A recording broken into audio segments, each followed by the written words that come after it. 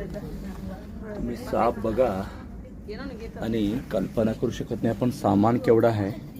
तर 100 ट्रक सामान असू शकतं अशा फॅक्टरीत. इथं फक्त महिला काम करतात आणि अशी डझनेक नाग आम्ही इथं पकडले असणार. आणि आत्ताही तिथं महिलाच काम करत होती लक्षात घ्या. आणि त्यावेळेला हा साप फन काढलेला असा दिसला त्यांना. फण्यावरती एक वेगळी डिझाईन तुम्ही नोटीस केलं असेल तर तुम्हाला कळेल. आणि तुम्ही बघू शकता त्याच्यावरती 2 टिपके आहेत, त्यामुळे थोडासा वेगळा आहे. पण सगळे इथं नागं सापडले. विशेष उंदीर किती असतील हे सांगता येत नाही, त्यामुळे एखादा सापडून तर विषय संपेल काय. त्या महिलांचं इथल्या कौतुक करावं लागेल, कारण त्या महिला इथं काम करतात. आणि आम्ही 2-3 वर्ष तिथं भरपूर मोठ्या प्रमाणात साप पकडले. तर छोटा एक भाग दाखवतो. तर अशी हजारो पोती इथं असताना म्हणजे आपण जाता येताना वाट किती कमी वगैरे असते. सगळ्या महिला काम करतात इथं, हे फार विशेष आहे. लक्षात घ्या, आपण काळजी घेणं तर गरजेचं आहेच.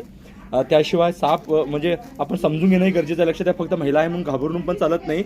आणि आपण जिथं काम करतोय तिथं साप नाही ह्याची काय आम्ही नोटीस टाकू शकत नाही किंवा तिथं म्हणजे सांभाळू शकत नाही. लक्षात घ्या, उंदीर मोठ्या प्रमाणात असल्यामुळे साप कुठे येऊ शकतात.